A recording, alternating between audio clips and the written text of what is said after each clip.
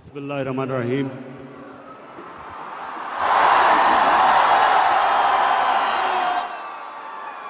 इय्याका नअबुदु व इय्याका नस्तईन। सबसे पहले उस्मान डार आपको मैं खराज तहसीन पेश करता हूं। कितना शानदार कामयाब जवान का आपने टैलेंट हंट या स्पोर्ट्स ड्राइव का प्रोग्राम किया, आपको खराज तहसीन पेश करता हूं। उसके बाद पाकिस्तान के नौजवानों,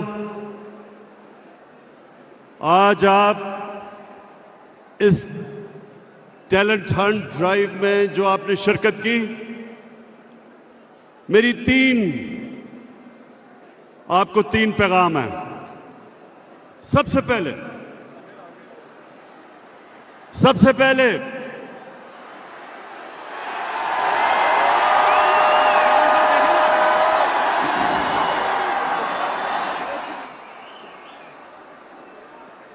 स्पोर्ट्स नौजवानों के लिए क्यों जरूरी है?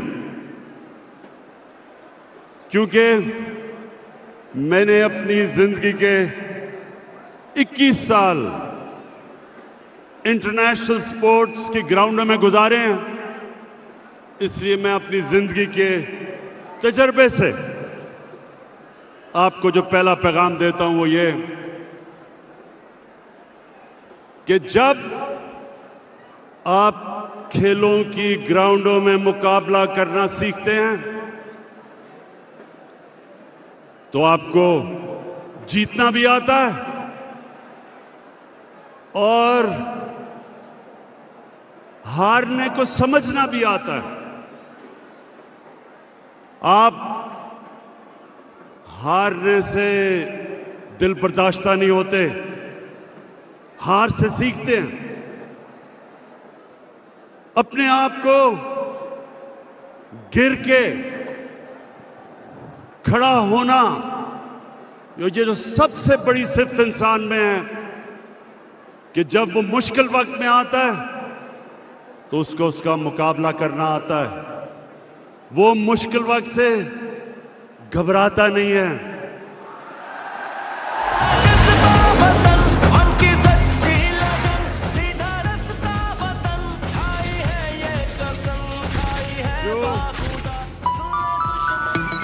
असल में आप हारते तब हैं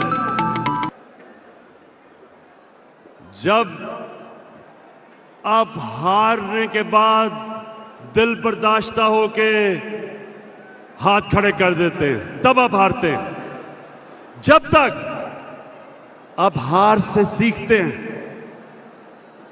आप अपनी गलतियों का जायजा लेते हैं, फिर मेहनत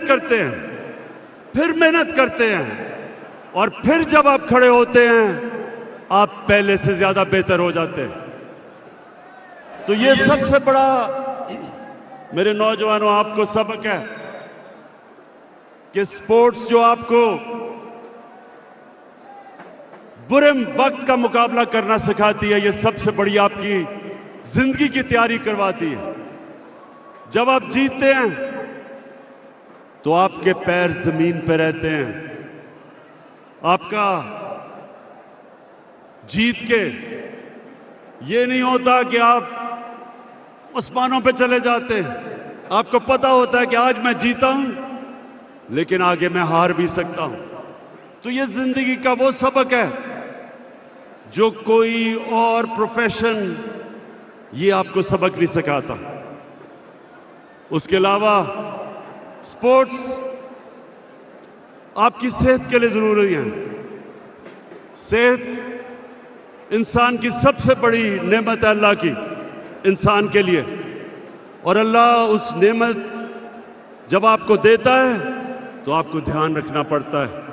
आपको स्पोर्ट्स खेलनी पड़ती है, वर्जिश करनी पड़ती है उस नेमत का ध्यान रखने के लिए।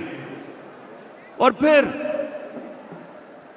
पाकिस्तान वो मुल्क है 70% पाकिस्तानी 30 साल की उम्र से कम है।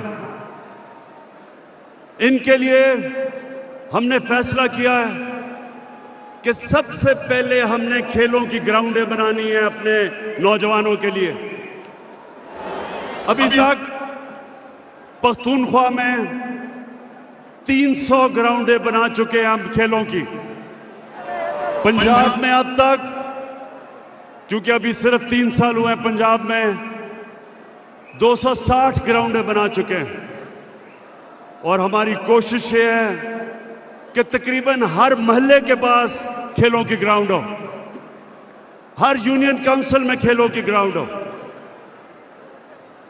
आपको हैरत होगी सुन के कि न्यूजीलैंड, जिसकी 50 लाख की आबादी है, 50 लाख की आबादी है न्यूजीलैंड की, पाकिस्तान से ज्यादा खेलों की ग्राउंडें हैं।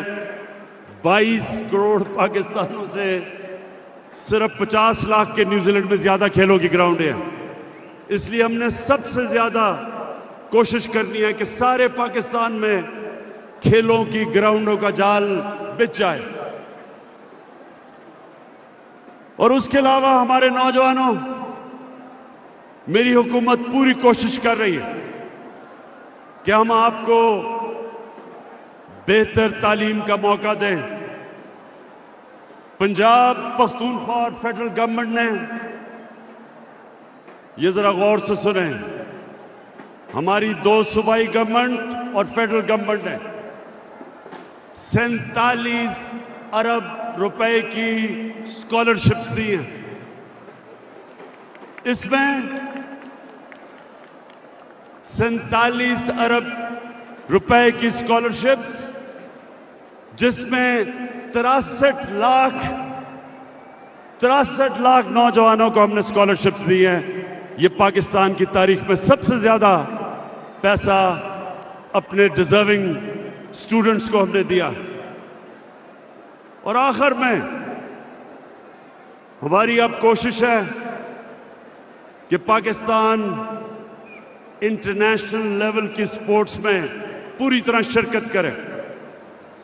उसके लिए ये टैलेंट हंट एक तरीका है, ग्राउंडें, ज्यादा ग्राउंडें बनाना दूसरा तरीका है, और तीसरा सेंटर्स ऑफ एक्सीलेंस बना के इस टैलेंट को पॉलिश करने का वो तरीका है कि हमारा टैलेंट पॉलिश होके और इंटरनेशनल लेवल पे मुकाबला कर सके। और चौथी चीज, हमारी जो स्पोर्ट्स बॉडीज हैं, इनकी मुकम्मल तौर पे इनकी इस्लाहत कर रहे हैं हमने नई स्पोर्ट्स पॉलिसी लेके आए हैं और बिल्कुल जो पुराना एक सिस्टम जिसके अंदर माफिया बैठे हुए थे स्पोर्ट्स बॉडीज में, उसको खत्म करने के लिए इंशाअल्लाह ये हमारी चौथी इस्लाहत है। मैं फिर से उस्मान डार आपको खराज तहसीन पेश करता हूं और उम्मीद रखता हूं कि इन नौजवानों में से पाकिस्तान के लिए टैलेंट निकलेगा। बहुत बहुत शुक्रिया।